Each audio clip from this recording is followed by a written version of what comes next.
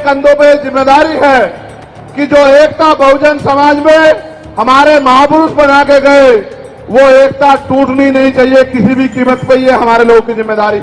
इस देश में वो लोग भी शासन सत्ता में हैं जिनकी आबादी लोकतंत्र में मुट्ठी भर है, जिनकी आबादी 85% है, वो इसी साजिशों के कारण, एकजुट न हो पाने के कारण इस देश में गुलामों जैसी जिंदगी जीने के लिए मजबूर हैं।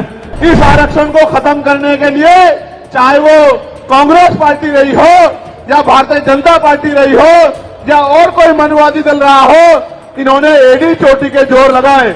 और आज जिन जातियों को गाली दी जा रही है, ये वही जातियां हैं जिन्होंने अपने बच्चे कुर्बान कर दिए लेकिन अपने अधिकारों की रक्षा की। जय भीम। अपनी बात को शुरू करते हुए बहुजन समाज में सभी जाति धर्मों में जन्मे सभी संतों, गुरुओं और महान पुरुषों को नमन करता हूं। सम्मानित साथियों, आज देश के कोने कोने से चल के आए बहुजन समाज के बहादुर योद्धाओं, इस मंच पर उपस्थित आजाद समाज पार्टी भीम आर्मी के सभी सम्मानित नेताओं,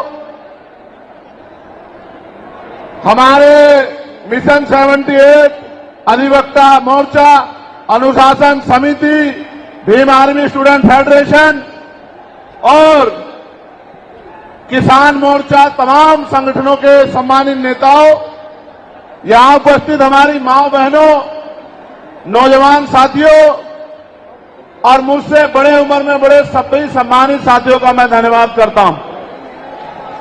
आप जानते हो कि मैं आपसे हूं। आप जानते हो कि मैं जो कुछ भी हूं आपसे हूं। मैं कभी आपसे बड़ा नहीं हो सकता। आप मेरे लिए हमेशा वीआईपी हैं। जितना सम्मान मैं उस मंच पे बैठे लोगों को करता हूं, उससे ज्यादा सम्मान मैं आपका करता हूं। लेकिन मैं आपसे भी उम्मीद करता हूं, मैं आपसे भी ये उम्मीद करता हूं कि जैसे मंच पे बैठे हैं जिम्मेदारी से, सम्मान के साथ, ऐसे ही आप लोग भी जिम्मेदारी से बैठे, तभी आपकी इज्जत बढ़ेगी। अगर आप इज्जत नहीं बढ़ाना चाहते तो मैं क्या कर सकता हूं बताओ। मेरा तो प्रयास है कि आप इज्जत के साथ आगे बढ़ना सीख जाओ। जब तक आप इज्जत के साथ आगे बढ़ना नहीं सीखोगे, इस देश में आपकी बात मजबूत नहीं होगी। भेड़ बकरियां कभी राज नहीं करती, इतिहास गवाह है। राज योद्धा करते हैं। राजा का आचरण भी राजाओं जैसा होना चाहिए।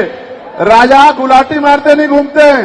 राजा राजा होते हैं। राजाओं का आचरण जब तक आप में नहीं आएगा, तब तक आप राजा बनने की तरफ नहीं आगे बढ़ोगे।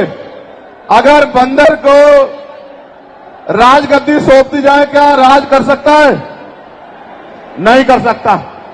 राज करने के लिए राज जैसी सोच भी जो है अपने अंदर पैदा करनी पड़ेगी। सम्मानित साथियों, आज का जो आंदोलन था, आप और मैं जानते हैं कि वो हमने रामलीला मैदान में रखा था। कौन से मैदान में? जोर से बताओ।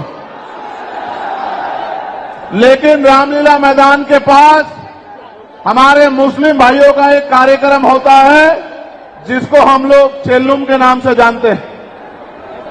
35-40 हजार की संख्या में वो लोग रोड से निकलते हैं और अपनी जो भी इबादत है उसको पूरा करते हैं। पुलिस प्रशासन का ये मानना था कि भाई पहले से ही वहां व्यवस्था अव्यवस्थित रहेगी, क्योंकि एक बहुत बड़ा आबादी, एक बहुत बड़ी जनसंख्या निकलेगी।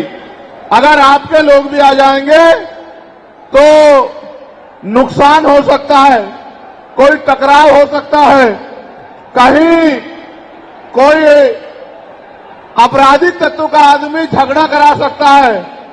तो आप अगर चाहें तो हम आपको परमिशन दे देंगे, लेकिन अगर आप खुद से मन में रखें और समझदारी दिखाएं तो ये समझौते, ये सम्मान का काम नहीं होगा। मैंने उनकी बात को सुना और मुझे महसूस हुआ कि हम प्रथम और अंत्य भारतीय हैं। हमारी भी भारत के प्रति उतनी जिम्मेदारी है जितनी की दूसरे व्यक्ति की है। हम भी अपने देश को आगे बढ़ाना चाहते हैं। देश में भी जो हाशिए पे लोग हैं उनको आगे बढ़ाना चाहते हैं। तो हमें किसी भी तरह के अव्यवस्था में ना जाके अपने प्रोग्राम को कहीं और करना चाहिए। मैं जानता हूं कि जितने लोग अंदर हैं उससे 10 गुना लोग बाहर हैं, ग्राउंड में हैं, दिल्ली की सड़कों पे हैं, मैं जानता हूं। लेकिन आप महसूस करो, लाखों लोगों के पहुंचने के बाद भी एक मुझे देख के तो ये लोग उठ जाते हैं, वरना ऐसा नहीं है। अगर एक चींटी के बच्चे को भी कोई बे कह रहा है, देखो आप हमारी ताकत। यह है भीम आर्मी आजाद समाज पार्टी का बल।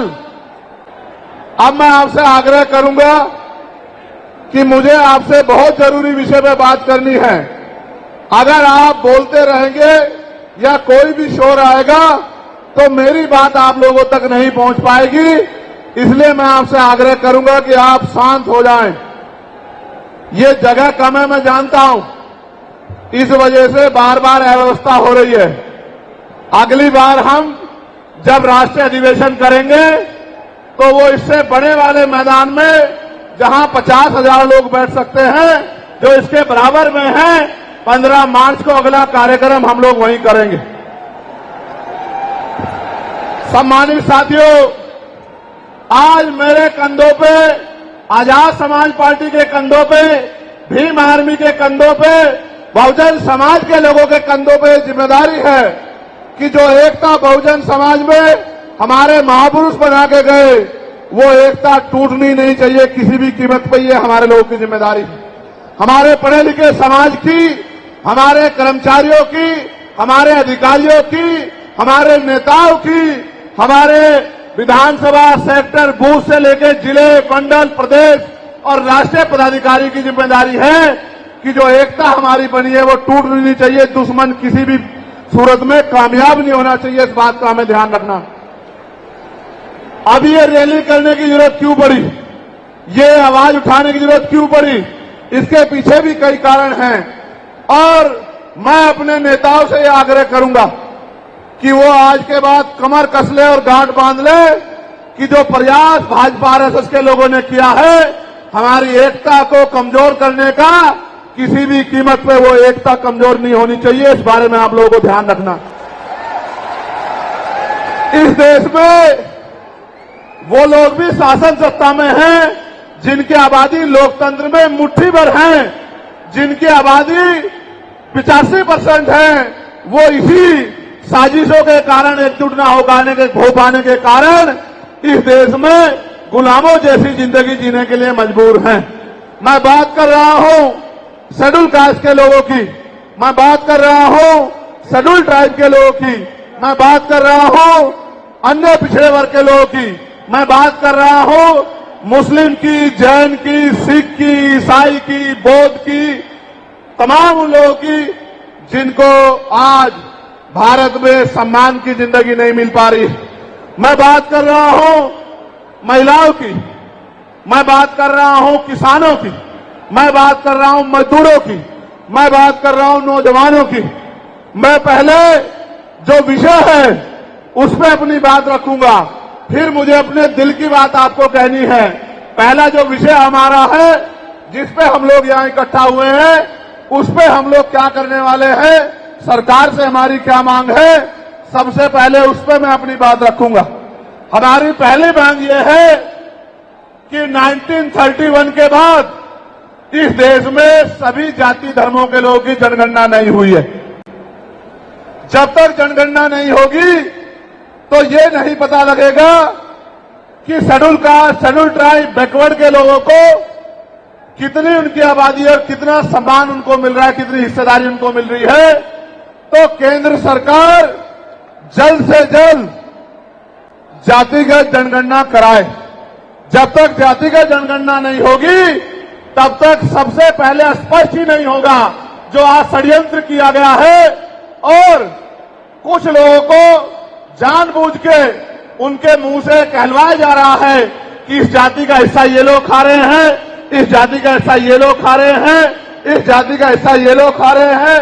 मैं चंद्रशेखर आजाद आपको वचन देके कहता हूं, अपने बहुजन समाज के सामने जातिवार जनगणना कराइए, उसके आंकड़े सार्वजनिक कराइए। अगर अंतिम पायदान पर रहने वाले, जिनको डीएससी के भाई कहा गया है, जो हमारा परिवार है, अगर उनका 1% आरक्षण भी पॉइंट के बराबर भी कमजोर पड़ रहा होगा, तो मैं वचन देता हूं कि इससे बड़ी रैली उनके समर्थन में हम लोग करेंगे। मैं फिर आपसे कह रहा हूं, आप याद करो, जब से इस देश में आरक्षण व्यवस्था लागू हुई है, इस आरक्षण को खत्म करने के लिए चाहे वो कांग्रेस पार्टी रही हो या भारतीय जनता पार्टी रही हो या और कोई मनुवादी दल रहा हो, इन्होंने एड़ी चोटी के जोर लगाए। और आज जिन जातियों को गाली दी जा रही है, ये वही जातियां हैं जिन्होंने अपने बच्चे कुर्बान कर दिए, लेकिन अपने अधिकारों की रक्षा की। और आज भी इस देश में आरक्षण बचा हुआ है, नौकरियां बची हुई है, हिस्सेदारी बची हुई है, राजनीतिक व्यवस्था कायम है, लोकतांत्रिक व्यवस्था है। तो धन्यवाद करना चाहिए उन जातियों का जिन्होंने अपने प्राणों का बलिदान दे दिया, लाठी डंडे खाए, गोलियां खाई, लेकिन अपने अधिकारों को छीनने नहीं दिया। सब लोगों को उनका धन्यवाद करना चाहिए। लेकिन दुश्मन का ये षड्यंत्र है, और दुश्मन बड़ा समझदार है। दुश्मन जानता है कि 2 अप्रैल 2018 के बाद में ये दलित समाज एकजुट हो गया था। जब दलित समाज एकजुट हुआ तो वो ये सोचने लगे कि इनकी एकता को कैसे तोड़ा जाए। आप और मैं जानते हैं, जब हम मुट्ठी बनकर रहेंगे तो कोई हमारे अधिकारों को नहीं छीन सकता। लेकिन जब जब हम बट जाएंगे, एक उदाहरण के तौर पे बताता हूं, अगर आप झाड़ू की सिक्कों को इकट्ठा कर दोगे, वो सिक्के जो हैं एकजुट हो जाएंगे, उनको बांध दिया जाएगा तो वो सारा कचरा साफ कर देंगे। लेकिन अगर वो जो सिक्के होते हैं, अगर आपने उनको अलग अलग कर दिया तो वो कचरा साफ नहीं कर पाएंगे, वो खुद कचरा बन जाएंगे, उनकी कोई हैसियत नहीं बनेगी। इसलिए हमारे महापुरुषों ने बहुजन समाज में भाईचारे की बात की। और आप महसूस करो, बाबा साहब अंबेडकर ने क्या नारा दिया? शिक्षित बनो, संगठित रहो और संघर्ष करो। हमें शिक्षित भी बनना है, संगठित भी होना है और अपने विरोधियों बैरियों के खिलाफ संघर्ष भी करना है, अपने अधिकारों के लिए संघर्ष भी करना है।